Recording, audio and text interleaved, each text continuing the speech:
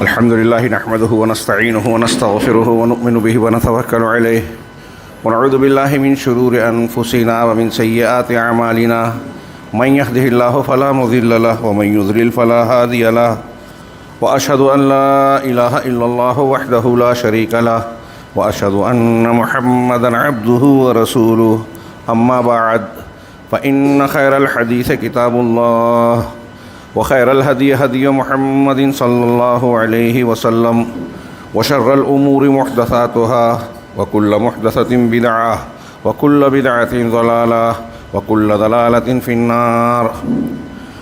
أعوذ بالله من الشيطان الرجيم. بسم الله الرحمن الرحيم.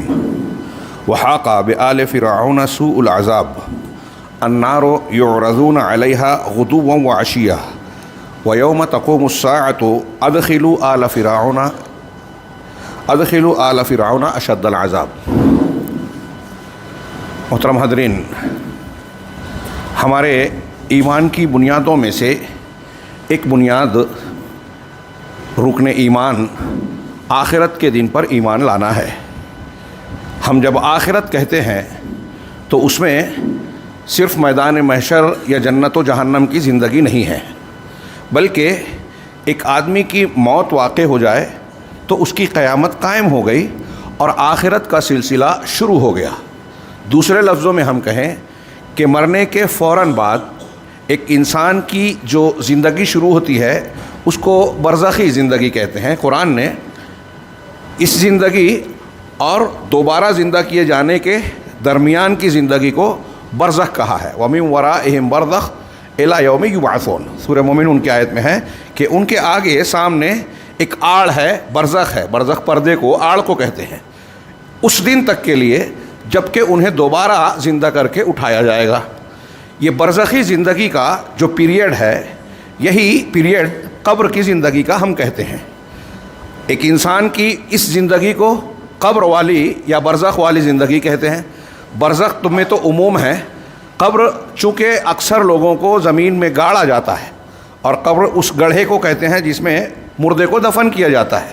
عام طور سے اکثر و بیشتر لوگوں کے ساتھ ایسا ہی ہوتا ہے. اس لیے عذاب قبر یا ثواب قبر کو قبر کی طرف نسبت دی جاتی ہے. حالانکہ ایک آدمی اگر دفن کیے جانے کی بجائے مرنے کے بعد اگر ڈوب جائے دریا میں اور اسے مچھلیاں جانور کھا لے، دنیا میں زندگی میں کوئی شیر درندہ انسان کو پھاڑ کر کھا جائے یا پرندے اس کے جسم اور باڈی کو نوچ لیں، جل کر راکھ بن جائے، کوئی بھی شکل ہو انسان کے مرنے کے بعد کی، وہ اس کی برزخی زندگی ہے. اور ہمارے ایمان کی ایک بنیاد یہ ہے کہ جب اس کی یہ برزخی زندگی شروع ہوتی ہے تو یہیں سے اگر وہ نیک ہے تو راحت اور نعمت کا ایک سلسلہ شروع ہو جاتا ہے، اور اگر وہ بد ہے، عذاب کا مستحق ہے. کافر اور منافق تو ہیں ہی، بعض مومنین بھی اگر عذاب کے مستحق ہیں تو اس پیریڈ میں بھی عذاب کا ایک سلسلہ شروع ہو جاتا ہے. قرآن کی متعدد آیات اس پر دلالت کرتی ہیں. احادیث جو تواتر کے درجے کو پہنچتی ہیں، تواتر کے ساتھ ثابت ہے کہ عذاب قبر اور ثواب قبر دونوں، اچھائی اور برائی، اللہ کا انعام رحمت اور اللہ کا عذاب، دونوں حق ہے، قرآن و حدیث سے ثابت ہے. اور اہل السنہ والجماعہ، صحابہ، تابعین، تبع تابعین، تمام امت کے اہل حق لوگوں کا یہ متفقہ عقیدہ ہے. چنانچہ امام طحاوی رحمہ اللہ نے ایمانیات کا تذکرہ کرتے ہوئے بعض امور کا، قیامت کی علامتوں کا اور مرنے سے پہلے کے کچھ امور کا ذکر کرتے ہوئے کہا کہ ہم اس پر ایمان لاتے ہیں. اور پھر اس کے بعد انہوں نے کہا وَبِعَذَابِ الْقَبْرِ لِمَنْ كَانَ لَهُ أَهْلًا، کہ ہم ایمان رکھتے ہیں عذاب قبر پر بھی جو اس کا اہل ہے. اللہ رب العالمین کے علم میں، جناب میں، جو اس کا مستحق ہے اس کو عذاب قبر ہوتا ہے، ہوگا، اس پر ہم ایمان رکھتے ہیں. وَسُؤَالِ مُنْكَرٍ وَنَكِيرٍ فِي قَبْرِهِ عَنْ رَبِّهِ وَدِينِهِ وَنَبِيِّهِ، اور منکر نکیر کا بندے کے سلسلے میں ہر بندے سے منکر نکیر کی جانب سے سوال کیا جانا. اس میں کچھ بحثیں ہیں علمی، ہم اس کو یہاں جب درس وغیرہ تفصیل سے ہوگا بیان کریں گے کہ اس سے انبیاء کرام کو اکثر علماء نے مستثنی مانا ہے. بات سمجھ میں آتی ہے. اور کچھ بچوں کے سلسلے میں اقوال ہیں کہ بچوں کے ساتھ ایسا ہوگا یا نہیں، ورنہ بقیہ تمام مرد اور خواتین کے سے قبر میں سوال ہونا ہے۔ 3 سوال، رب کے بارے میں، من ربک، دین کے بارے میں، ما دینک، تمہارا دین کیا ہے، اور نبی کے بارے میں، من نبیک، یا اور بھی دوسرے الفاظ آئے ہیں کہ یہ نبی جو تمہارے درمیان مبعوث کیا گیا اس کے بارے میں تم کیا کہتے ہو، جس کا اہل ایمان جواب دیں گے کہ میرا رب اللہ، میرا دین اسلام، اور میرے نبی جناب محمد رسول اللہ صلی اللہ علیہ وسلم ہے۔ اور کافر اور منافق کہیں گے ہا لا ادری، ہائے میں نہیں جانتا، میں نے لوگوں کو ایک بات کہتے ہوئے سنا اور وہی بات میں کہنے لگا۔ یعنی ایمان، یقین اور تصدیق وہاں موجود نہیں تھی، چنانچہ اس سوال کا جو غلط جواب دیں گے منافق کافر، تو ان کو وہیں سے منکر نکیر کی طرف سے جواب دیا جائے گا کہ نہ تو نے جانا نہ تو نے پڑھا، اور پھر اس کو عذاب دینے کا سلسلہ شروع ہوگا، جس کی مختلف کیفیات ابھی ہم بیان کریں گے، بیان کی گئی ہے حدیثوں میں۔ تو منکر نکیر کا سوال کیا جائے گا علی ما جاءت بہ الاخبار عن رسول اللہ صلی اللہ علیہ وسلم، ان خبروں اور احادیث کی بنیاد پر جو رسول اللہ صلی اللہ علیہ وسلم سے وعن الصحابۃ رضوان اللہ علیہم اجمعین، اور صحابہ رضوان اللہ علیہم اجمعین سے مروی ہیں۔ والقبر روضۃ من ریاض الجنہ وحفرۃ او حفرۃ من حفر النار، اور یہ قبر، یہ امام طحاوی کی عبارت ہے۔ اہل السنہ والجماعہ اس عبارت کو گویا یہ ترجمانی کر رہے ہیں اہل سنت والجماعت کے عقیدے کی، یہ ہمارا ماننا ہے، ایمان ہے۔ اللہ کے رسول صلی اللہ علیہ وسلم اور صحابہ کرام کا یہی طریقہ تھا، یہی تعلیم ہے، چنانچہ یہی ایمان تھا۔ چنانچہ قبر یا تو ایک انسان کے لیے جنت کی کیاریوں میں سے ایک کیاری ہے، یا پھر جہنم کے گڑھوں میں سے ایک گڑھا ہے، آگ کے گڑھوں میں سے ایک گڑھا ہے۔ یہ امام طحاوی رحمہ اللہ کی ایک عبارت میں نے اس تناظر میں بتائی کہ یہ ہمارے عقیدے کا حصہ ہے۔ شیخ موفق ابن مقدسی کہتے ہیں کہ عذاب القبر و نعیمہ حق، یہ ایک دوسرے عقیدے کی کتاب ہے، اس میں وہ کہتے ہیں کہ عذاب قبر اور نعمت قبر، قبر کا عذاب اور قبر کا آرام، عذاب تکلیف، مار پیٹ سب آ گیا اس میں سزا، اور نعمت راحت کی چیز جس سے انسان کو لذت محسوس ہو، آرام ملے، خوشگواری محسوس ہو۔ تو عذاب قبر اور نعیم قبر حق ہے۔ وقد استعاذ النبی صلی اللہ علیہ وسلم منہ، نبی کریم صلی اللہ علیہ وسلم نے اس سے استعاذہ کیا ہے، یعنی پناہ طلب کی ہے، اور وہ امارا فی کل صلاۃ، اور ہر نماز میں اس سے پناہ مانگنے کا حکم دیا ہے۔ وفتنۃ القبر حق، اور اسی طریقے سے قبر کا فتنہ بھی حق ہے۔ اس کی شاید تفصیل کا موقع نہ ملے، عذاب قبر اور فتنہ قبر 2 لفظ استعمال ہوتا ہے۔ فتنہ قبر سے مراد قبر میں جو مختصر سا یہ 3 سوال منکر نکیر، جو 2 فرشتے آئیں گے اور ان کو منکر نکیر کہا جاتا ہے، یہ حدیثیں ثابت ہیں۔ کچھ لوگ اس کا انکار کرتے ہیں، لیکن یہ چونکہ روایات صحیحہ سے ثابت ہے، اس لیے ہمارے ایمان کا حصہ ہے۔ ایمان بالغیب، اللہ اور رسول اللہ صلی اللہ علیہ وسلم نے غیب سے متعلق جن امور کے بارے میں خبر دی ہے، ہماری عقل میں آئے یا نہ آئے، ہم اسے مانتے ہیں، یہی ایمان بالغیب ہے۔ تو یہ اس میں شامل ہے کہ نبی صلی اللہ علیہ وسلم نے اس سے پناہ مانگی، اور عذاب فتنہ قبر حق ہے، اور منکر نکیر کا سوال کرنا بھی حق ہے، اور پھر اس کے بعد بعث بعد الموت، یعنی دوبارہ زندہ کیا جانا، یہ بھی حق ہے۔ یہ جو میں نے 2 جگہ سے عبارتیں پیش کی، علامہ ابن تیمیہ رحمہ اللہ کا فرمان ہے کہ اہل ایمان، اہل السنہ والجماعہ ہی نہیں بلکہ جتنے اہل حق ملتیں گزری ہے، یعنی یہود و نصارہ تک بھی، وہ بھی اس بات پر ایمان رکھتے ہیں کہ قبر میں عذاب یا ثواب ہوگا۔ علامہ ابن قیم رحمہ اللہ کی بھی اس طرح کی عبارت ہے، اور یہ جو علامہ ابن تیمیہ نے فرمایا بخاری کی اس روایت میں بھی موجود ہے، جس میں حضرت عائشہ صدیقہ رضی اللہ تعالی عنہا سے ایک یہودی اور یہودن عورت نے بیان کیا کہ قبر میں عذاب ہوگا، اور پھر انہوں نے رسول اللہ صلی اللہ علیہ وسلم سے سوال کیا۔ اس پر کچھ لوگ جو ہے سوال اٹھاتے ہیں منکرین حدیث کہ ارے ایک یہودی کیسے بتائے گا؟ ہاں، ایسی کئی چیزیں ہیں۔ صحابہ کرام کو بعض یہودیوں نے کچھ چیزوں کا ذکر کیا، انہوں نے اللہ کے رسول صلی اللہ علیہ وسلم سے پوچھا، نبی کریم صلی اللہ علیہ وسلم نے اس کے بارے میں وضاحت فرمائی، تو آپ نے اس کی تصدیق کی، بتایا کہ ہاں قبر میں بھی عذاب ہوتا ہے، اور ہوتا ہے جو اس کو ہوگا، جو اس کے لائق ہیں، جو اس کے مستحق ہیں، اللہ رب العالمین ان کو عذاب دے گا۔ میرے بھائیو، نبی کریم صلی اللہ علیہ وسلم نے، جیسا کہ ابھی میں نے شیخ ابن مقدسی کی عبارت میں پڑھا، اس سے پناہ مانگی ہے. ہر نماز میں اس کا حکم دیا. نماز ہی نہیں، صبح و شام کی جو ہم دعائیں پڑھتے ہیں، اذکار پڑھتے ہیں، اصبحنا و اصبح الملک للہ والے میں ہے وَأَعُوذُ بِكَ رَبِّ أَعُوذُ بِكَ مِنْ عَذَابٍ فِي النَّارِ وَعَذَابٍ فِي الْقَبْرِ. یعنی صبح و شام کے جو اذکار اور دعائیں اللہ کے رسول صلی اللہ علیہ وسلم نے بتائی ہے، اس میں بھی یہ دعا سکھائی کہ ہم اللہ کی پناہ طلب کریں، اس کی پناہ میں آئے. قبر میں کوئی عذاب دیا جائے کسی بھی عذاب سے، اور جہنم کے عذاب سے. اور بھی دعائیں ہیں، اور بھی مواقع ہیں. کئی موقعوں پر اللہ کے نبی صلی اللہ علیہ وسلم نے صحابہ سے کہا استعیذوا باللہ من عذاب القبر.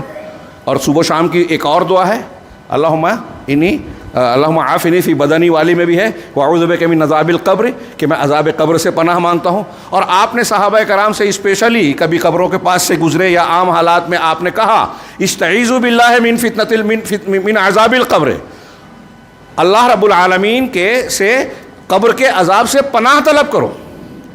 اور آپ نے جیسے دعا سکھائی نماز کے آخر میں اللہم انی اعوذ بک من عذاب القبر ومن عذاب النار واعوذ بک من فتنة المسیح الدجال واعوذ بک من فتنة المحیا والممات واعوذ بک من فتنة المحیا والممات واعوذ بک من المعصم والمغرم. پڑھیے، موقع نہیں ہے کہ میں ترجمہ کروں اور پوری لمبی تشریح کروں. فی الحال صرف اس آج کے خطاب میں خطبہ جمعہ میں عذاب قبر سے متعلق میں ذکر کرنا چاہتا ہوں. نبی کریم صلی اللہ علیہ وسلم کے بنیادی کاموں میں سے ایک یہ تھا کہ آپ بشیر و نذیر تھے، ڈرانے والے اور خوشخبری دینے والے. بشیر خوشخبری دینے والے، نذیر ڈرانے والے. اور جن چیزوں سے ڈرانا تھا، جن چیزوں کی بشارت تھی، وہ یہیں سے شروع ہو جاتی ہے. دنیا میں تو ہے ہی، قبر میں بھی آدمی کے لیے عذاب کی چیزوں کی جس سے اللہ کے رسول صلی اللہ علیہ وسلم نے ڈرایا ہے، اور قبر میں بھی راحت و آرام کی چیزوں کی جس کی خوشخبری دی ہے اہل ایمان کو. قرآن میں اس کی دلیلیں موجود ہیں. میں نے حدیثوں کی طرف اشارہ کیا اور یہ بتایا کہ اللہ کے نبی صلی اللہ علیہ وسلم نے مختلف موقعوں پر، بلکہ صبح و شام کی دعاؤں میں، بلکہ ہر نماز کے آخری رکعت میں تشہد کے بعد کی ایک دعا سکھائی جس میں عذاب قبر اور عذاب جہنم سے پناہ کی تعلیم دی گئی ہے. یہ ہمارے لیے کتنی شدید ضرورت کی چیز ہے. اگر ہم ایمان و یقین کے ساتھ اللہ اور رسول کی باتوں کو مانتے ہیں صلی اللہ علیہ وسلم، تو ان باتوں کو سن کر ہمارے رونگٹے کھڑے ہو جانے چاہیے، دل دہل جانے چاہیے، اور آدمی کو اس کے لیے عزم اور فکر کرنی چاہیے کہ ہم کسی بھی طریقے سے اللہ رب العالمین کے اس عذاب سے اپنے آپ کو، اپنے خاندان کے لوگوں کو، اپنے بال بچوں کو بچانے کی فکر کریں. دنیا میں کھانا پینا، دنیا کے عیش و آرام اور دوسری لذتوں اور نعمتوں کے لیے جتنی فکر کرتے ہیں اس سے کہیں زیادہ بڑھ کر اس بات کی فکر ہونی چاہیے اگر ہمارا ایمان ہے. اور یہ چیز ہم کو ان لوگوں کے درمیان نظر آتی ہے جن کا ایمان بالکل مضبوط تھا، اللہ اور اس کے رسول نے جن کی تصدیق کی ہے صحابہ کرام. پڑھیے ان کے حالات اور واقعات. عذاب قبر کا تذکرہ ہوتا تھا یا عذاب جہنم کا ذکر ہوتا تھا، کیسے ان کی حالت بن جاتی تھی، ہچکیاں بن جاتی تھی. حضرت عثمان غنی رضی اللہ تعالیٰ عنہ کا صرف ایک اشارہ کروں، بہت مرتبہ آپ سن چکے ہوں گے، یاد دلا رہا ہوں صرف کہ ان کے تعلق سے روایت صحیحہ میں موجود ہے کہ جب وہ قبر پر کسی بیٹھتے زیارت کرتے تھے، بہت روتے تھے، بہت روتے تھے. اتنا روتے کہ روایتوں میں ہے کہ آپ کی آنسوؤں سے آپ کی داڑھی تر ہو جاتی، اتنا آنسو بہتا کہ داڑھی بھیگ جاتی تھی. لوگ پوچھتے کہ آپ قبر کے سلسلے میں کیوں اتنا زیادہ فکر مند اور پریشان رہتے ہیں؟ تو حضرت عثمان غنی رضی اللہ تعالیٰ عنہ خلیفہ ثالث ذو النورین، جن کی فضیلت و بشارتیں آپ سن چکے ہیں، وہ کہتے ہیں کہ آخرت کے سفر کے لیے یہ جو مرحلہ ہے، قبر کی جو منزل ہے، پڑاؤ ہے، یہ پہلا پڑاؤ ہے، پہلا مرحلہ ہے. اگر یہاں معاملہ ٹھیک ٹھاک رہا تو آگے کا معاملہ بھی ٹھیک ہے. یہاں معاملہ بگڑ گیا تو آگے بھی انسان کے لیے خطرہ ہے. اور قبر کے عذاب کا ایک پہلو یہ بیان کرتے ہیں اہل علم کہ کفار و مشرکین اور منافقین کے لیے یہیں سے گویا ایک تنبیہ شروع ہو جاتی ہے. ان کے لیے آگے کے عذاب کا یہ گویا مقدمہ ہے. اب ان کی مایوسی کا سلسلہ شروع ہو جاتا ہے کہ قبر میں ان کو ایسا عذاب دیا جاتا ہے کہ آگے ان کو مایوسی ہو جاتی ہے کہ اب ہمارا معاملہ ٹھیک ٹھاک نہیں رہے گا. مومن کے لیے دنیا قبر میں کشادگی، جنت کی ہوائیں، خوشبو اور جنت کے مناظر جو دکھائے جاتے ہیں، وہ آگے کے لیے اس کے راحت کا سامان بنتے ہیں، مقدمہ بنتے ہیں۔ اور اگر کسی ایمان والے کو اس کے گناہ کی وجہ سے عذاب قبر ہوتا ہے تو عذاب قبر ان چیزوں میں سے ایک ہے جو ایک ایمان والے بندے کو آگے کے عذاب سے بچنے کا ذریعہ اور دنیا میں جو گناہ ہوا ہے اس کے صاف کرنے کا سبب بنتے ہیں۔ انسانوں کو یا مسلمان مومنوں سے جو گناہ ہوتے ہیں ان گناہوں کے خاتمے کے 10 اسباب اہل علم نے بیان کیے ہیں۔ توبہ، استغفار، برائی ہو جانے کے بعد نیکیاں کرنا، دوسروں کی دعائیں، اور ایسے کئی اسباب کے ساتھ ایک سبب یہ ہے، 8واں سبب علامہ ابن تیمیہ نے 10 کا ذکر کرتے ہوئے کہا کہ 8واں سبب یہ ہے کہ ایک مومن بندے کو اس کے گناہ کے مطابق قبر میں عذاب دے دیا جائے۔ تو جب یہ عذاب ہو جائے تو آگے اس کے لیے صفائی ہو جاتی ہے۔ اللہ کے نبی صلی اللہ علیہ وسلم کے بعض صحابہ کے تعلق سے بھی رونگٹے کھڑے ہو جاتے ہیں۔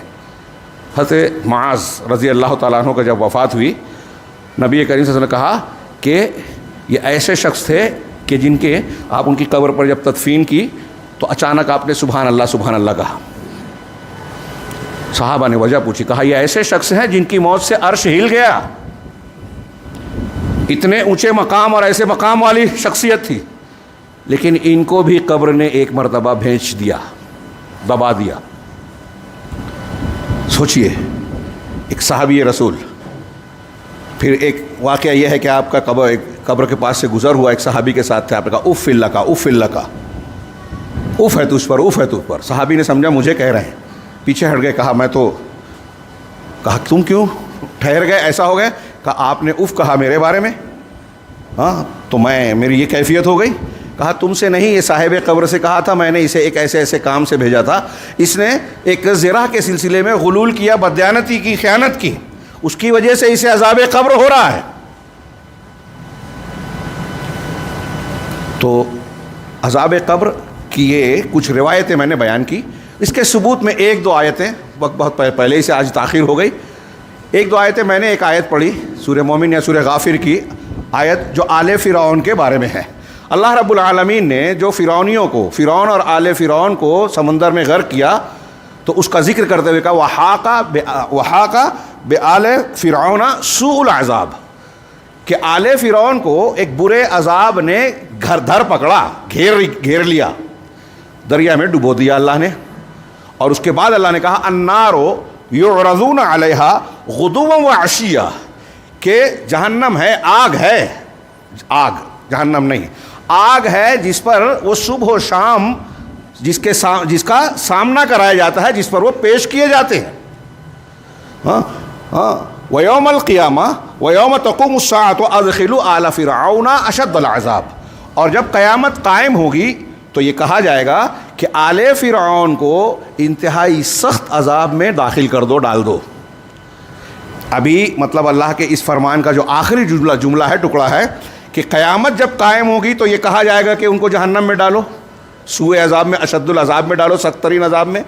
اس کا مطلب یہ ابھی قیامت کا معاملہ الگ ہے، اور اس سے پہلے جو ہے النار یعرضون علیہا غدوا وعشیا، کہ آگ پر، یہ آگ ہے جس پر صبح و شام پیش کیے جاتے ہیں، اس کا سامنا کرایا جاتا ہے۔ یہ قیامت سے پہلے یہ معاملہ ہو رہا ہے، اور یہی عذاب قبر ہے۔ علامہ حافظ ابن کثیر رحمہ اللہ نے اس آیت کو نقل کر کے کہا کہ اس آیت میں بالکل صاف دلیل ہے عذاب قبر کی، کہ قبر کا عذاب ہوگا۔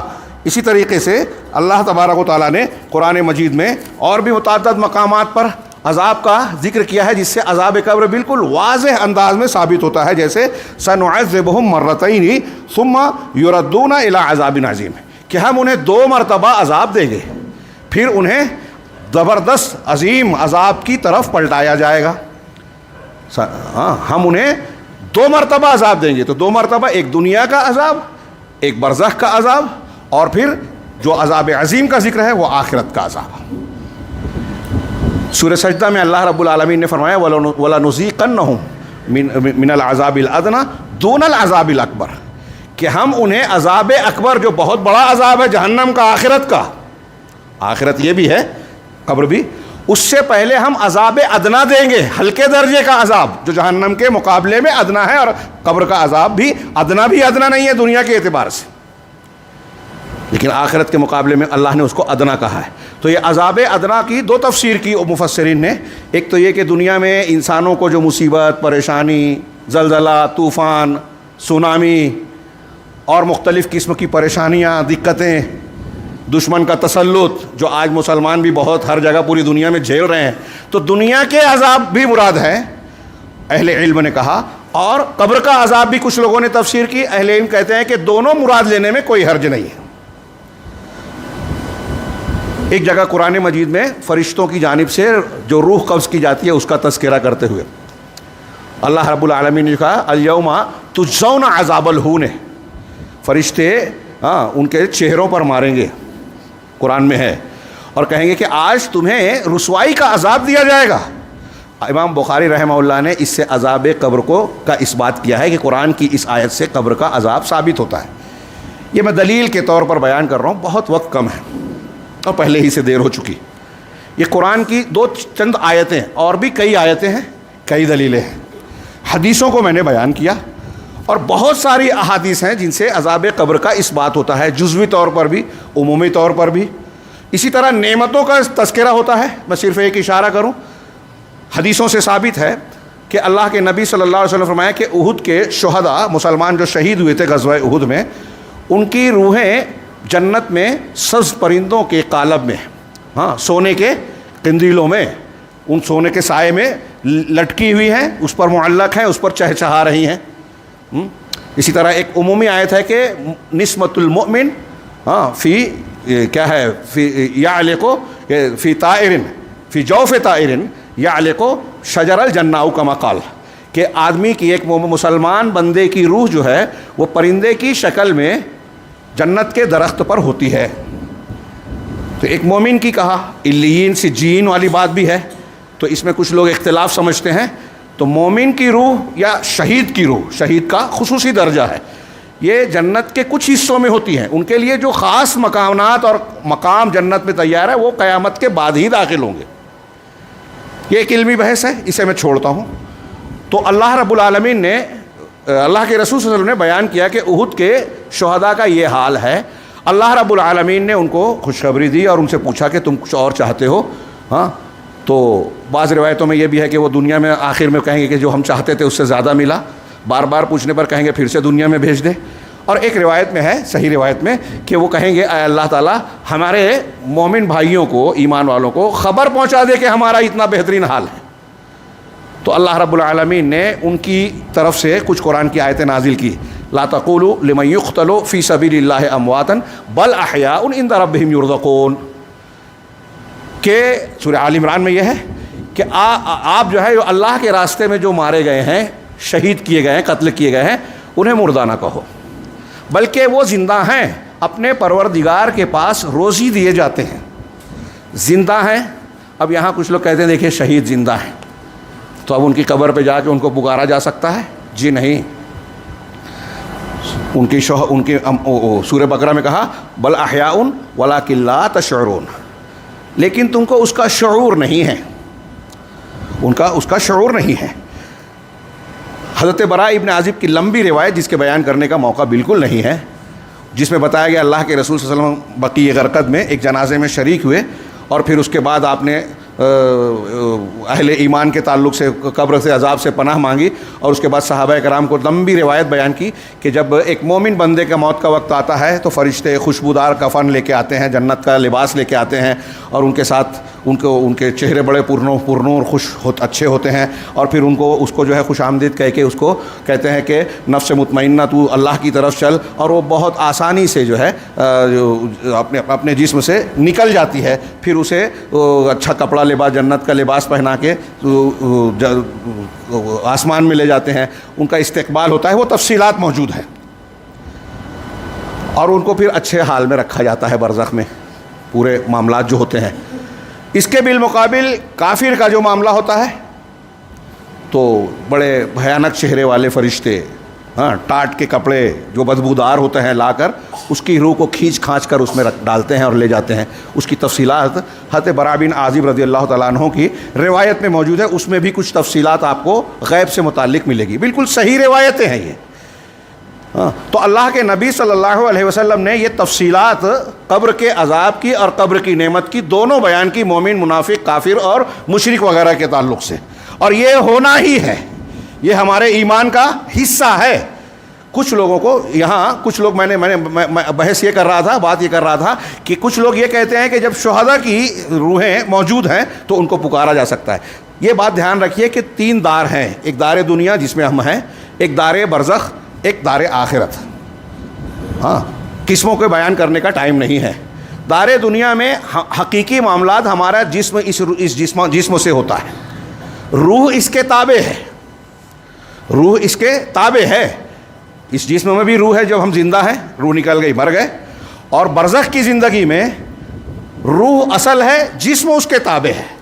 وہ چاہے کھڈے میں دفن ہو، کوئی پرندہ کھا لے، درندہ کھا لے، جل جائے، راکھ ہو جائے، روح اصل ہے بدن۔ اور عذاب قبر اور نعمت قبر جسم اور روح دونوں پر ہوتا ہے، دونوں پر، دونوں کا کنیکشن ہوتا ہے، وہ ہم جان سکے یا نہ جان سکے، دونوں پر ہوتا ہے۔ اور آخرت میں انسان کو جو دوبارہ زندہ کیا جائے گا وہ ان دونوں دار سے، دار دنیا، دار برزخ سے کامل شکل ہوگی، وہاں روح اور جسم اپنی کامل شکل میں ہوں گے، پھر موت نہیں آئے گی۔ اور عذاب دنیا کا، برزخ کا ہو یا آخرت کا، یہ جسم کی جسامت بڑھ جائے گی، کھالیں موٹی یا کمر موٹی یا پتلی جو بھی رہے موٹی ہو جائیں گی، لیکن جسم یہی رہے گا۔ یہ اہل السنہ والجماعہ کا قرآن و حدیث کی دلیلوں کی بنیاد پر عقیدہ ہے۔ تو ایک یہ کہ وہ زندہ نہیں ہے، میں یہ کہنا چاہ رہا ہوں کہ برزخی زندگی کے بارے میں ہم نہیں جانتے۔ کوئی اس سے یہ استدلال کرے کہ وہ زندہ ہیں یا انبیاء زندہ ہیں، انبیاء کا خاص مقام ہے تو ہم ان کو پکار سکتے ہیں، دوسرے مسلمانوں کی طرح نہیں ہے، ان کو مردہ بول دیے یا مر گئے یہ بول دیے تو یہ گستاخی ہو گئی، یہ بالکل غلط بات ہے۔ دنیاوی اعتبار سے موت ہو گئی، لیکن عام لوگوں کی جو موت ہوتی ہے، شہداء کی، انبیاء کی موت کا معاملہ ویسا نہیں ہے، ان کا درجہ اونچا ہے، ان کو ایک مقام ملا ہے۔ عام لوگوں کی روحیں علیین سجین میں ہوتی ہیں، برے لوگوں کی سجین میں، ان کی علیین میں، جیسا کہ حدیثوں میں ہے، لیکن انبیاء کی روحیں خاص مقام میں ہیں، شہداء کی روحیں جنت میں ہیں، جنت میں ہوتی ہیں، جنت کے درختوں میں ہوتی ہیں، کچھ حصوں میں جو ہے وہ چہچہاتی ہیں۔ یہ مراتب کے اعتبار سے درجات ہے، خود شہداء میں اور انبیاء میں بھی درجات ہیں۔ معراج کی رات کے واقعے سے اس پر استدلال کیا جا سکتا ہے۔ تو یہ درجات کا فرق ہے۔ اب ان تفصیلات کو جو قرآن و حدیث میں بیان کیا گیا ہے، کچھ لوگوں کی سمجھ میں نہیں آتا، عقل میں نہیں آتی، کیسے ثابت کریں گے؟ سائنس یہ کہتا ہے، ہم کو تو دکھائی دیتا ہے ایک مردہ، ہمیں نہیں لگتا کہ اس کو فرشتہ آتا ہے بٹھاتا ہے، قبر میں اتنی جگہ نہیں ہوتی، پھر اس سے سوال جواب کر رہا ہے، اس پر جو ہے گرو سے حملہ ہو رہا ہے، جس میں ہے کہ اس کو چہرے پہ مارتے ہیں تو اس کا یہاں سے لے کر پیچھے تک حصہ پھٹ جاتا ہے، پھر وہ چیخ مارتا ہے، منکر نکیر کا سوال کا جب جواب نہیں دے پاتا تو چیختا ہے، ایسی چیخ جسے انسان اور جن کے علاوہ سارے لوگ سنتے ہیں۔ یہ اللہ کی حکمت ہے، ہمارا اور آپ کا دنیا میں امتحان ہے، اس لیے ہم نہیں سنتے۔ اگر چیزوں کو، جنت جہنم کو انسان دنیا میں دیکھ لے، عذاب قبر اور ثواب قبر کو دیکھ لے تو امتحان نہیں رہے گا۔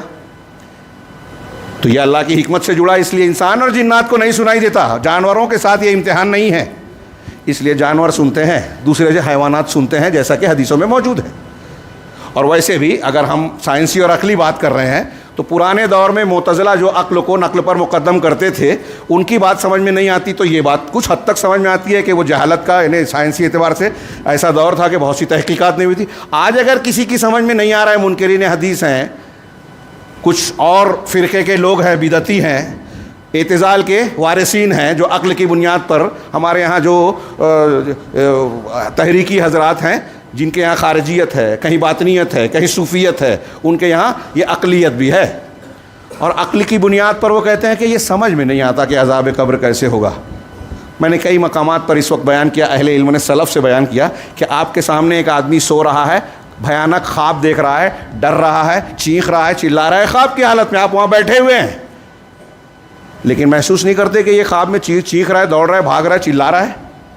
تو یہ تو موت، تو نیند تو چھوٹی چیز ہے موت کے مقابلے میں، موت اس سے بڑی ہے۔ ایک مرا ہوا انسان چیخ چلا رہا ہے، آپ کی سمجھ میں نہیں آ رہا ہے تو کون سی دقت کی بات ہو گئی؟ اس کے علاوہ ہم دنیا میں آج سائنسی اعتبار سے دیکھ رہے ہیں، مان رہے ہیں کہ کئی ایسی چیزیں ہیں جو ہیں، دکھائی نہیں دیتی۔ یہ ٹیوب لائٹ جل رہا ہے، لائٹ جل رہا ہے، پنکھا چل رہا ہے، کیسے چل رہا ہے؟ بجلی سے، کرنٹ سے۔ وہ کرنٹ ہمیں دکھائی دیتا ہے کیا؟ ہم کئی چیزیں دیکھتے ہیں کہ جانور سونگھ لیتا ہے، ہم وہ سونگھ نہیں پاتے. کتا کئی چیزیں سونگھ لیتا ہے جو ہم نہیں سونگھ پاتے. کچھ جانور ایسی چیزوں کو محسوس کر لیتے ہیں جو انسان محسوس نہیں کرتا. آج سائنس والے یہ مانتے ہیں کہ کسی مقام پر اگر زلزلہ طوفان آ رہا ہے، سمندر میں سونامی یا ایسی کوئی چیز آ رہی ہے تو انسانوں کو محسوس نہیں ہوتا، اس سے پہلے جانوروں کو محسوس ہو جاتا ہے. زلزلہ آنے سے پہلے چڑیا گھر میں جانوروں کی تبدیلی دیکھی گئی ہے کہ پانی والا جانور چلتھلیا اگر باہر ہوتا ہے بھاگ کے پانی میں چلا گیا، چونٹیاں اپنے بل میں چلی گئیں. اسی طرح اور بھی جانوروں کو دیکھا گیا کہ وہ بھاگ کر اپنے مقام پر محفوظ جگہ پر جاتے ہیں، گویا ان کو اس بات کا احساس ہو جاتا ہے کہ کچھ ہونے والا ہے. چنانچہ وہ اپنا محفوظ مقام اختیار کرتے ہیں. تو ایسی صورت میں یہ عقلی طور سے سمجھ میں آنے والی بات ہے. ایسے اور بھی عقلی جواب دیے ہیں جس کا وقت اجازت نہیں دیتا. میں بات کو سمیٹوں اور صرف ایک دو باتیں یہ بیان کروں کہ قبر میں عذاب کے اسباب بھی قرآن نے بیان کیے، حدیثوں نے بیان کیا کہ کیوں عذاب ہوتا ہے. ہاں، ایک دو روایتیں، ایک دو سبب ذکر کروں. اللہ کے نبی صلی اللہ علیہ وسلم، بخاری مسلم کی حدیث ہے، ایک مرتبہ دو قبروں کے بیچ سے گزرے، صحابہ کرام ساتھ میں تھے.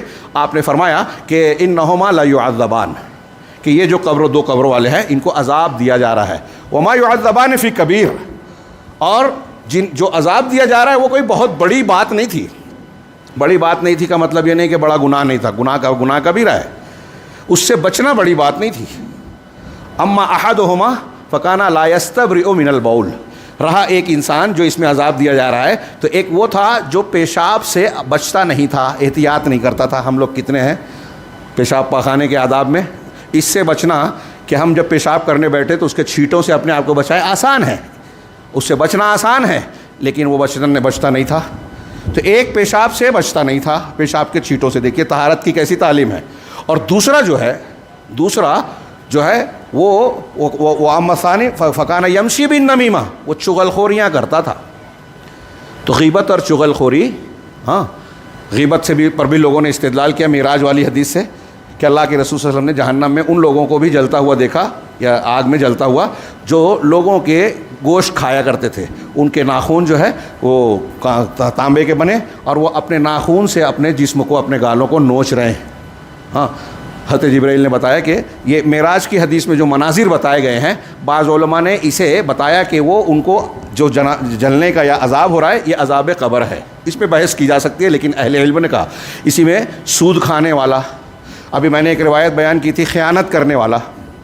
اسی طرح ایک روایت انسائکلوپیڈیا موسوعہ میں بیان کیا کہ کسی جانور کو تکلیف دینے والا. استدلال کیا ہے اس عورت کے عمل سے، جس کا بخاری وغیرہ میں روایت ہے کہ ایک عورت نے اپنی بلی کو باندھ دیا، نہ خود کھانا کھلایا نہ اسے چھوڑا کہ وہ اپنے کھانے کو خود تلاش کر لے، اور بھوک پیاس سے مر گئی. اس کے بدلے میں اسے اللہ نے عذاب میں ڈال دیا. تو اس سے کہ کسی جانور کو تعذیب اور تکلیف دینا، اب کسی جانور کو آپ تکلیف دے، اس پر عذاب قبر ہے. اب آپ اگر اپنے بیٹے کو، اپنی بیٹی کو، اپنی بیوی کو، اپنے کسی رشتہ دار کو یا کسی انسان کو ایسی تکلیف دے رہے ہیں، اور آج بہت سارے لوگ اس طرح کی جرات کرتے ہیں ہجومی تشدد میں، تو خیر غیر مسلم ہیں. ہاں، انہیں بھی یہ بات معلوم ہونا چاہیے کہ یہ سب کچھ کر کے وہ کامیاب، وہ تیر نہیں مار رہے ہیں، بچیں گے نہیں اگر توبہ نہیں ملی انہیں ایمان نہیں ملا، توبہ نہیں ملی. تو یہ اسباب ہیں عذاب قبر کے. چند اسباب کا میں نے ذکر کیا. گناہ، یعنی ان شارٹ ہم کہہ سکتے ہیں اختصار کے ساتھ کہ گناہ ہمارے لیے مسئلہ ہے، اور عذاب قبر سے بچانے والی کچھ چیزیں ہیں. اس کا تذکرہ کرتے ہوئے ایک حدیث کہ جو شخص جمعہ یا جمعہ کی رات میں جس کا انتقال ہوتا ہے اسے کبھی عذاب قبر نہیں ہوگا.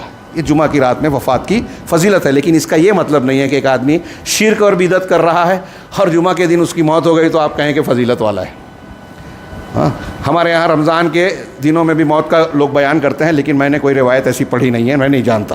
ہاں، کسی کو معلوم ہو تو بتائیں، لوگ بیان کرتے ہیں. اس کے علاوہ لوگوں کی دعائیں، جیسے مثال کے طور پہ اللہ کے نبی صلی اللہ علیہ وسلم نے فرمایا کہ اگر کسی انسان کے جنازے میں 40 لوگ یا 3 صف اہل توحید کی شریک ہو گئی اور وہ دعا کرتے ہیں اس کی مغفرت کی، تو اللہ ان کی بخشش کرتا ہے. تو مومنین کی دعاؤں سے مرنے والے کو فائدہ پہنچتا ہے. اسی طرح بعض اور اعمال کے بارے میں بتایا گیا کہ صدقہ و خیرات کیا جائے، فلاں اور فلاں عمل کیا جائے، تو اس کے ذریعے سے جیسے آدمی کے مرنے والے کے اولاد جو ہے وہ دعائیں کرے، نیک اولاد، یا وہ جو ایسا کام کر کے گیا ہے کہ مرنے کے بعد بھی لوگ اس سے فائدہ اٹھا رہے ہیں. کنواں کھدایا, مسجد بنائی, بورنگ بنائی, درخت لگایا جس سے سائے میں لوگ بیٹھتے ہیں, پرندے یا لوگ پھل کھاتے ہیں, تو جب تک اس سے فائدہ اٹھایا جاتا رہے گا اس کو بھی اجر و ثواب ملے گا. تو ایسی نیکیاں, استغفار, مومنین کی مغفرت طلب کرنا. اللہ کے رسول صلی اللہ علیہ وسلم قبر کی تدفین کے بعد کہتے تھے اسألوا لہ التثبیت فإنہ الآن یسأل, کہ آدمی جو قبر میں دفن کیا گیا ہے اس کے لیے ثابت قدمی کی دعا مانگو, اس لیے کہ ابھی اس سے سوال کیا جائے گا. اس لیے مسلمانوں کو تدفین کے بعد تھوڑی دیر رکنا چاہیے, دعا کرنی چاہیے, مغفرت کی دعا, اجتماعی نہیں, اپنی اپنی دعا کریں. ہاں, یہ دعائیں کرتے رہنا چاہیے. یہ عذاب قبر کوئی معمولی چیز نہیں ہے. میں اس کے مختلف پہلوؤں کو بیان کرنے کی تفصیل میں وقت ختم ہو چکا, زائد ہو چکا, لیکن یہ عذاب قبر کے تعلق سے جو بھیانک مناظر بیان کیے گئے ہیں وہ رہ گیا ہے. اس کا تھوڑا سا اشارہ کروں کہ میں نے ابھی بتایا منکر نکیر, کافر, مشرک, منافق ہے جس کو عذاب دیتے ہیں, جو صحیح جواب نہیں دے پائے گا, ہاں اس کو ماریں گے, اس کو پھاڑیں گے, یہاں اس کے کیا نام ہے جبڑے سے لے کے اس کے کان کی لو تک, آگے سے لے کے پیچھے تک پھٹ جائے گا, سینہ پھٹ جائے گا, پھر جڑ جائے گا, وہ چیخے گا, اور اس کی چیخ و پکار کو انسان اور جینوں کے علاوہ سارے حیوانات سن سکتے ہیں, سنتے ہیں. اللہ کے رسول صلی اللہ علیہ وسلم نے فرمایا لولا اللہ تدافنوا لدعوت اللہ ان یسمعکم من عذاب القبر, کہ اگر ایسا نہیں ہوتا, یہ صحیح مسلم کی ایک روایت کا ٹکڑا ہے, کہ تم اپنے مردوں کو دفن کرنا چھوڑ دو گے, اپنے مردوں کو دفن کرنا چھوڑ دو گے, تو میں اللہ تعالیٰ سے یہ دعا کرتا کہ تم کو عذاب قبر کی وہ چیخ و پکار اور آواز سنا دے وے, جو وہ چیخ و پکار سنا دے وے. بعض روایتوں میں ما اسمعو, جو میں سنتا ہوں. یعنی کیا مطلب کہ اگر ہم وہ چیخ پکار سن لے نا تو ڈر اور دہشت کے مارے اپنے مردوں کو قبر میں دفن ہی کرنا چھوڑ دیں گے. اور روایتوں میں ہے فرشتوں کا گرز مارنا اور پھر اس کے نیچے سے آگ بچھانا, آگ کا لباس پہنا دینا. جو جہنمی ہے اس کو روزانہ جہنم کا منظر دکھایا جائے گا, جس کی شدت اور حرارت اس کی لپٹیں اس کو گرمی پہنچاتی رہے گی. اور جو نیک صالح ہے جس کا جنت والا مقام ہونے والا ہے, اس کو جنت کا منظر روزانہ دکھایا جائے گا. جہنم دکھا کے بتایا جائے گا کہ اللہ نے اس سے بچایا تمہیں, اور جنت بتا کر اس کی قبر کو کشادہ کیا جائے گا. اور اس کے بالمقابل جو گنہگار ہوگا اس کی قبر کی دیواریں اس کو جو ہے بھینچیں گی. یہاں تک کہ حدیث میں ہے اللہ کے رسول صلی اللہ علیہ وسلم نے انگلیوں کو انگلیوں میں ڈال کر اشارہ کیا کہ اس طرح سے اس کی پسلی کی ہڈیاں ایک دوسرے میں پیوست ہو جائیں گی, پسلی کی ہڈیاں مل جائے گی ایک دوسرے میں, اور آگ کا عذاب ہوگا. اب یہاں کچھ لوگ سوال کرتے ہیں عقلی بنیاد پر کہ ایک ہی گڑھے میں ہمیں تو نہیں محسوس ہوتا, اب ایک مردہ دفن ہے, کافر ہے, مشرک ہے, لیکن اس کے وہ آگ میں جل رہا ہے تو ہم کو گرمی محسوس ہونی چاہیے. ایسا ضروری نہیں ہے. وہ آگ دنیا کی آگ والا معاملہ نہیں ہے. اللہ رب العالمین کی قدرت کاملہ ہے. شاہ ولی اللہ کہتے ہیں کہ اس کو یوں بھی سوچ سکتے ہیں کہ فرض کیجئے کہ اگر مثال کے طور پہ ایک آدمی کے لیے سانپ کے ڈسنے سے 1 گرام زہر اگر جسم میں جاتا ہے تو اس کو درد اور تکلیف کیسی محسوس ہوتی ہے. اب اللہ نے خون پیدا کیا, اس میں ہیموگلوبین ہے, صفی ذرات ہیں, اور نہ جانے کیا کیا مادے ہیں, پروٹینز ہیں. اللہ رب العالمین چاہے تو اس خون میں 1 گرام اگر سانپ کا زہر جاتا ہے تو اتنی تکلیف ہوتی ہے. اللہ رب العالمین 1 لیٹر اس میں زہر پیدا کر دے, کیا اس کی قدرت نہیں ہے؟ تو اس کو کتنی تکلیف ہوگی. یہ ایک سمجھانے کے لیے مثال دی جا رہی ہے, ایسا ہی ہوگا ہم نہیں کہہ رہے ہیں, سمجھانے کے لیے. اور اللہ رب العالمین کی قدرت اور وہ دور, وہ معاملہ تو ایسا ہے کہ ایک ہی قبر میں ایک آدمی اگر ایسا ہے جس کو عذاب ہو رہا ہے, وہ جل رہا ہے, اور اس کو فرشتے مار رہے ہیں, ہاں اس کو آگ کا لباس پہنایا جا رہا ہے, اس کی قبر اس کو بھیج رہی ہے. اسی قبر میں ایک ایمان والا ہے جس کی قبر کو کشادہ کیا گیا ہے, جس کو جنت کی ہوائیں مل رہی ہیں, خوشگواری مل رہی ہے, راحت مل رہی ہے, نعمت مل رہی ہے, جنت کے مناظر دکھائے جا رہے ہیں. ایک ہی قبر میں 2 لوگوں کا الگ الگ معاملہ ہو تو کوئی بعید نہیں ہے, اللہ رب العالمین اس پر قدرت رکھتا ہے, کوئی بعید بات نہیں ہے. یہ عذاب قبر سے متعلق جو میں عرض کروں, بات کو ختم کر رہا ہوں, ہمارے ایمان کا حصہ ہے. اگر کوئی اسے نہیں مانتا تو وہ قرآن کو نہیں مانتا, وہ حدیثوں کو نہیں مانتا, 1-2 نہیں, بہت ساری آیتوں کو, بہت ساری حدیثوں کو نہیں مانتا, متواتر حدیثوں کو نہیں مان رہا ہے, اور اس کی عقل میں نہیں آتا, یہ ہماری عقل میں نہیں آتا کہ اس کی عقل ہے کہ نہیں ہے. کیونکہ عقلاً بھی عذاب قبر ثابت ہو رہا ہے.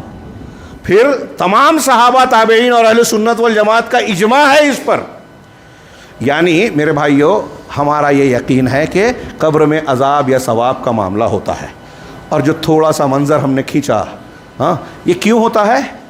میں نے ابھی اشارہ کیا کہ ایک تو جو مر چکا ہے اس کے لیے تمہید کے طور پر ہے، آگے کا معاملہ اس کو سمجھ آتا ہے. لیکن جو زندہ ہے ہم اور آپ، ہم کو جو بیان کیا گیا ہے، اگر ہم کو یہ بیان کیا رسول اللہ صلی اللہ علیہ وسلم نے، اللہ تبارک و تعالیٰ نے، تو یہ ہماری تعلیم اور تنبیہ کے لیے ہے، ڈرانے کے لیے ہے، ہوشیار کرنے کے لیے کہ اپنے آپ کو بچا لو اس عذاب سے، اپنے بچوں کو بچانے کا انتظام کرو، فکر کرو. یہ کوئی معمولی بات اور مذاق نہیں ہے کہ آپ نے سنا اور چھوڑ دیا. ہم میں سے ہر شخص کو مرنا ہی ہے، اس مرحلے پر جانا ہی ہے. تو کیا ہم اس سے بے فکر رہیں؟ ہمارا یقین ہے کہ ایسا ہونا ہے. ہم ہی نہیں، یہود و نصارہ بھی مانتے تھے. اگر قبر میں ایک آدمی کہتا ہے، ہمارے یہاں کچھ لوگ اصول بنائے ہیں، معاف کیجیے گا تھوڑا دیر ہو گئی، اصول بنائے کہ اخبار احاد سے، ایک ہوتی ہے متواتر حدیث، ایک ہوتی ہے خبر واحد. متواتر ایسی حدیث کو، روایت کو کہتے ہیں جس کو نقل کرنے والے ہر دور میں اتنے سچے ثقہ راوی ہوں، تعداد میں اتنے زیادہ ہوں کہ سب سے غلطی ہونا یا سب کا مل کر جھوٹ بولنا ممکن ہی نہیں ہے، عقلاً بھی عادتاً بھی محال ہے. ایک غلطی کرے گا جھوٹ بولے گا، 2 کریں گے، 3 کریں گے، 4 کریں گے، 10 کریں گے، 50 کریں گے. کیا جو نیک ہے، متقی ہے، پرہیزگار ہیں. تو متواتر حدیث اس کو کہتے ہیں. قرآن پورا کا پورا ہمیں تواتر سے ملا ہے. تو متواتر اور آحاد میں اس روایت اور سند کا فرق ہے. اہل السنہ والجماعہ، محدثین اور اہل حق متواتر اور آحاد کو ماننے کے سلسلے میں فرق نہیں کرتے کہ اگر صحیح ہے، آحاد بھی صحیح ہے جس میں کم راویان ہیں، تواتر کے درجے سے، تو اس سے حدیث آ گئی تو ہم کو ماننا ہے. صحیح ہے، ثقہ ہے، تو اس کا مطلب یہ کہ یہ اللہ کے رسول صلی اللہ علیہ وسلم سے ثابت ہے، آپ تک پہنچتی ہے، آپ کی بات ہے. اور جو رسول کی بات ہے اس کا انکار کرنا کفر ہوگا ثابت ہو جانے کے بعد. اگر ثابت نہیں ہے، کوئی دوسرے اسباب ہے، تو وہاں بحث کی گنجائش کی جا سکتی ہے. لیکن ثابت ہو جانے کے بعد آپ کہیں کہ میری سمجھ میں نہیں آتا، میں نہیں مانوں گا، تو یہ کافر ہو جائے گا آدمی. تو عذاب قبر کچھ لوگ کہتے ہیں کہ یہ آحاد سے ہے، حالانکہ یہ بھی تواتر سے ہے. تھوڑی دیر کے لیے مان لیجئے کہ آحاد سے ہے. بڑا اچھا اعتراض کیا علامہ البانی صاحب اور دوسرے لوگوں نے، سوال کیا کہ آپ کہتے ہیں کہ اس سے عقیدہ، آحاد سے عقیدہ نہیں ثابت ہوگا، یہ غلط بات ہے. عقیدے کی چیز خبر واحد سے نہیں ثابت ہوگی، ایسا ان لوگوں نے کہا، بعض بدعتیوں نے. ہمارے یہاں بھی کچھ لوگ پائے جاتے ہیں. تھوڑی دیر کے لیے کہا کہ مان لیتے ہیں، چلیے آپ کی بات. تو اب یہ دیکھیے کہ اللہ تبارک و تعالیٰ نے، اللہ کے رسول صلی اللہ علیہ وسلم نے ایک دعا سکھائی جس میں عذاب قبر سے پناہ مانگنے کی تعلیم ہے، مسیح دجال سے پناہ مانگنے کی تعلیم ہے. اب آپ یہ کہیں کہ مسیح دجال کی روایتیں آحاد ہیں، متواتر نہیں ہیں. یہ کہیں کہ عذاب قبر کی حدیثیں آحاد ہے، متواتر، اس لیے اس کو ہم عقیدہ نہیں بنا سکتے. تھوڑی دیر کے لیے سوچئے. وہ کہہ رہے ہیں کہ آپ کہہ رہے ہیں کہ عقیدہ نہیں بنا سکتے، لیکن آپ دعا مانگ سکتے ہو، دعا عمل ہے، عقیدہ نہیں ہے، عبادت ہے. تو آپ یہ کہہ رہے ہو کہ اس روایت کی بنیاد پر عبادت کر سکتے ہیں، عمل کر سکتے ہیں، دعا کر سکتے ہیں. اب ایک آدمی دعا مانگ رہا ہے اللہ سے کہ اللہ مجھے عذاب قبر سے بچا. تو جب آپ دعا مانگ رہے ہو اور کہہ رہے ہو کہ عذاب قبر عقیدہ نہیں ماننا چاہیے، تو جب آپ مان رہے ہو کہ عذاب قبر ہوگا ہی نہیں، تو اس سے پناہ مانگنے کا مطلب کیا ہوگا؟ دعا کر سکتے ہو، عقیدہ نہیں بنا سکتے.